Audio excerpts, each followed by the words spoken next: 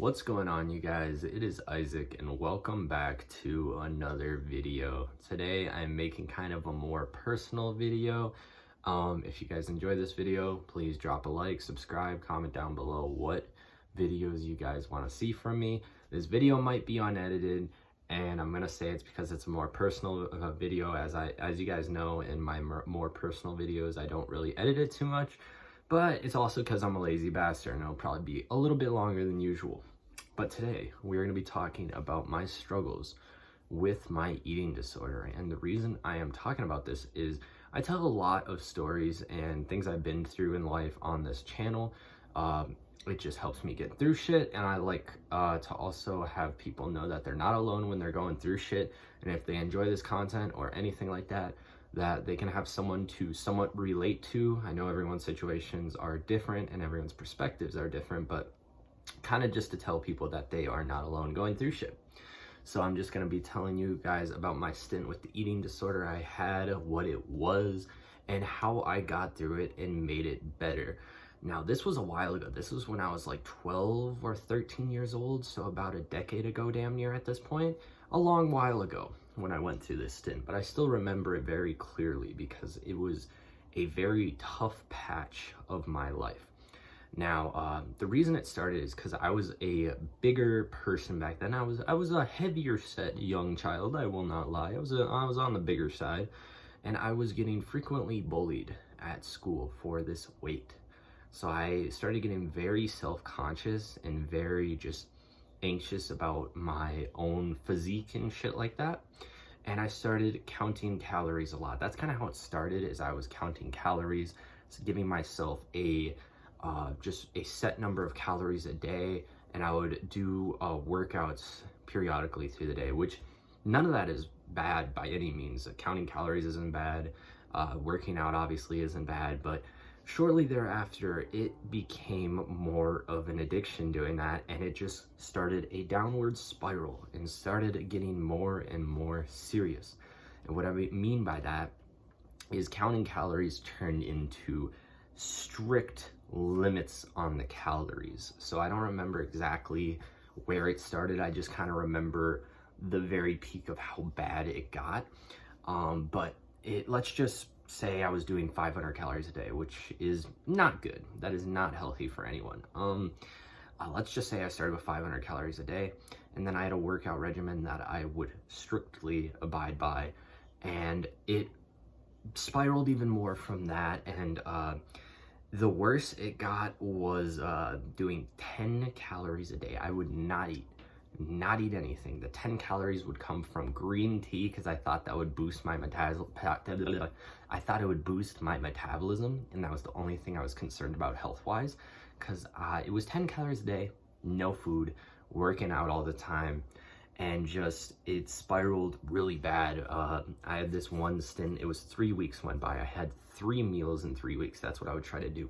1 meal a week, which is absolutely horrible for your health, horrible for my mental health. And to talk about my mental state, if we're gonna go into that a bit, my mental state going through all of this was just every time I would eat, I would feel terrible about myself. So if you are not familiar with how it feels to go through an eating disorder, everyone's experience is different, but from my perspective, if you don't understand and you're trying to kind of educate yourself on how it feels, I would feel terrible about myself every time I'd eat.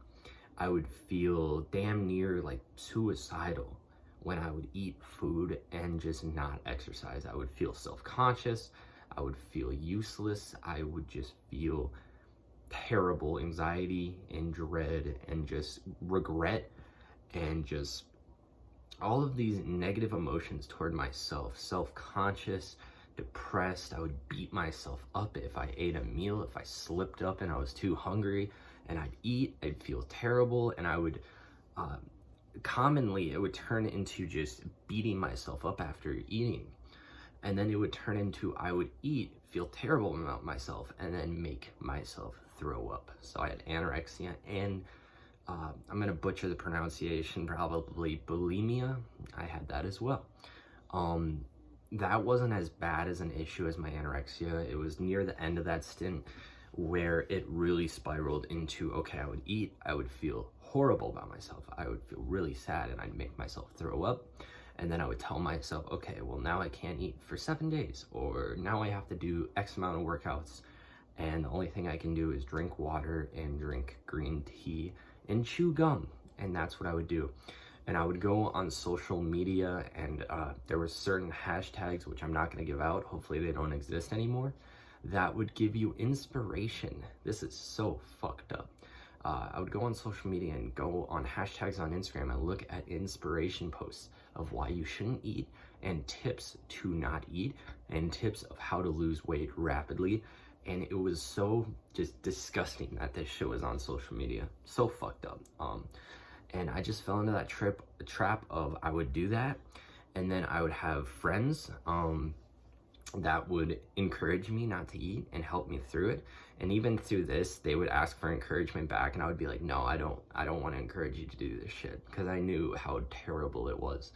And I would just try to like be emotionally supportive toward them, because it was a huge stint of major depression and anxiety, and that's part of the reason I was doing this. Self-consciousness, depression, anxiety, some of the hardest times in my life, honestly, even to this day. Even as an adult, emotionally, that was some of the hardest times of my entire life. And it spiraled to the point where my family started to figure it out. They started realizing, and I let it slip. I'm not blaming my family. I was very good at hiding it. When you're in this situation, you're amazing at hiding it. And it's also something most people don't really look out for, I guess. A lot of people aren't educated about this, and they don't know about eating disorders and how serious it is. But I let it slip to one of my parents, I believe, that I wasn't eating because I was self-conscious. And I think, without me thinking, that was kind of a cry for help, because I wasn't talking to anyone in my family like it. And then they started to actually become concerned, because they would try and cook me meals, bring me food, all of this stuff, try to make me healthy meals, try to talk to me about it, and I would just refuse to open up, and I would refuse to eat, and I would refuse to sit down with them and eat a meal. And we would go on vacations. I remember this vacation where we went out to eat with me and my brother and my family, and I just wouldn't eat the food there. And then my relatives were like, why don't you just eat? It's not that hard. You just pick up a fork and eat food. It's like, why can't you eat? Because a lot of people don't think about it in the mental aspect. It's not, oh, that made me feel bad. They were younger like I was. They were young and dumb. I was young and dumb, so they didn't know any better. But at the time, it kind of upset me. It hurt my feelings that no one understood what I was going through or how I felt. They were just like, why don't you just pick up a fork and eat? Watch me do it. It's like, dude, you're fucking dumb. That has nothing to do with it. It's all a mental battle, and that's what I was going through. And it was really hard. It was really fucking difficult. And it spiraled to the point where my parents forced me to go into treatment for eating disorders. So I was, there was homebound, and then there was, I forgot the word for it, but you would stay there all day, all night. And my case was so severe. I'm sorry, I'm kind of going through this really quickly. I just don't want to make this a 30-minute video, but it ended up with me going there, and I was 12. Now I remember I was 12 because I went there for the in-treatment, not the homebound. And I was 12 years old, and because I was 12, they wouldn't have me join the group sessions with people over 13 to discuss shit because I wasn't old enough. So when I went to treatment, basically all they fucking did was put me in a room, give me a little DVD player. They took away all my mirrors, all that stuff. They'd watch me go to the bathroom in case I tried anything to hurt myself, or like, try to make myself yak after eating food. But since I wasn't allowed in the group therapy sessions, in the group projects and stuff that people would do together that was also struggling with that stuff, I was too young to join the groups. I was just sitting in my room, and all I had was friends and Little House on the Prairie. So I would sit there all fucking day doing fuck all until they called me up for a one-on-one therapy session, probably like 30 minutes long. And then they would call me out to eat, but I was not old enough to be around the other people, which is fucking stupid. So they would bring meals to my room, maybe have a nurse talk to me. Thank the Lord I had parents that were very supportive. They were always coming over every day, giving me company, because other than that, I was all fucking alone. It did not help at all. If anything, it made things worse. Like, yeah, I was forced to eat, and if I didn't eat, they would give me like a protein shake, and if I didn't do that, they would give me an IV drip, which it didn't get to the point where I had to do the IV, but it was not helping my mental at all. And they thought after like a week or two, like, oh, he's better now, he's eating, he's good to go, we're gonna ship him home, and he's gonna be all good. So I go back home and immediately start back to where I was in the first place.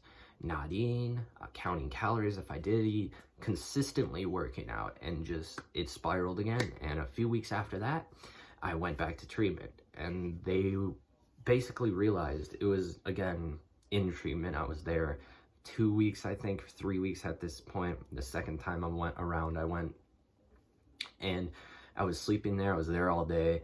And the first like 2 weeks, or first week, time was a little weird. I was a fucking kid. Things felt longer than they were, probably, but I know it was at least 2 weeks. I remember the first week, I did not have privileges to leave the facility. I couldn't go anywhere with family or anything, so I was just stuck in this building.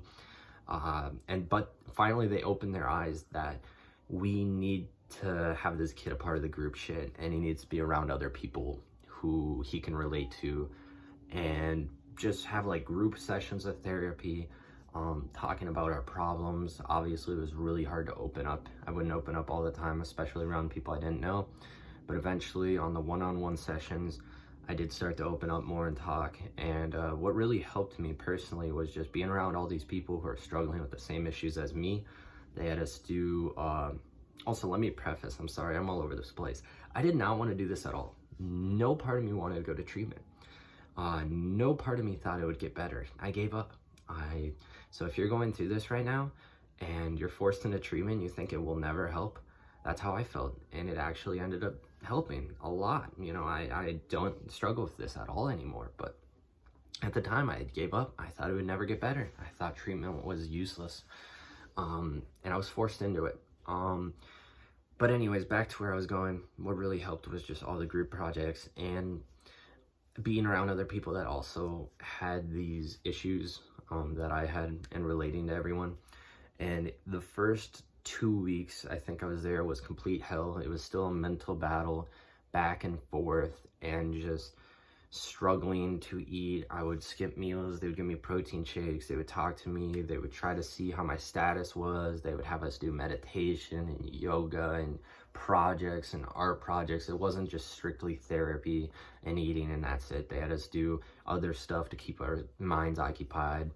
And what really personally helped me was them educating me about what it did to my body, which I'll get to in a second, but also educating me about how to actually, they had dietitians there and shit. They would teach me how to properly actually lose weight if I'm really this self-conscious, which they told me I didn't have to do. I was doing it all wrong. And what really stuck with me to this day, that really helped open my eyes, which at the time, my mentality on losing weight was the main goal. What really stuck with me to help me actually get better is they were telling me, when you don't eat for an extended period of time, anytime you do eat, your body just latches on to all of the fat you are consuming because you are starving. You are gonna, if anything, maybe you'll lose weight in the super long run, but for a long time, you're just gonna gain weight, if anything. Every time you eat, it's just gonna latch on your body, and you're not gonna lose weight. And the best way to lose weight is 3 meals a day, 3 snacks, healthy meals, working out, and just, that's what they taught me, and that really stuck with me and made me realize that if anything, this is gonna make me gain weight. This is destroying my body. What I found out is they did tests on me. They ran blood tests, and they I don't think they said this is a scare tactic. I believe it. They told me that my liver was getting fucked. Like, my liver was getting really bad. I forgot if it was my kidneys or my liver. It was one of the two. They told me if I kept on this path, I was going to fucking die, which is terrifying. It is really terrifying. And I'm lucky that this treatment, all of these things happening, like therapy and getting like educated about all of this stuff, educated of how to actually have a proper diet and properly lose weight in a healthy manner, and just everything that it was doing to my body and my mental health, and just educating myself about all that stuff really, truly helped. And the reason I'm uploading this video is not for sympathy or anything. I haven't struggled with this stuff in a long time. I'm still self-conscious, and I still get, just self-conscious about my own physical appearance a lot, but I've worked on it a lot. I eat better. I try to, go on hikes a lot or go walking. I won't lie, I'm a lazy bastard. I rarely work out, but I walk a shit ton. I go hiking a shit ton when I can. And I just try to eat better and try not to overeat and binge eat. And yeah, it's harder for a lot of people to, not gain weight. I mean, I'm young, so I have a high metabolism. But I know working out and eating healthy, that stuff is actually going to make you feel good about yourself. The stuff I was doing was just making myself feel worse mentally and physically, and just everything in between. It was just making it all worse. And I'm just trying to upload this video to educate people about who don't understand eating disorders, how it truly is, at least from one person's perspective. Like I said, everyone else is different, but from my perspective, that's how it was. And to let people know who are struggling that I felt like I gave up. I felt like it would never get better, and it did. And I don't want people to lose hope. And I just, I want to let you know that you're loved and things will get better. And it's a fucking battle. It wasn't like a switch flipped and I got out of treatment and everything was better. No, there was times where I would slip up and I would skip meals, and then I would, go back to my old ways. But it's a battle. It really is a battle back and forth. But eventually I just kept, once I got out of treatment, I knew I'm on my own. I have the support of my family, which I was very lucky to have.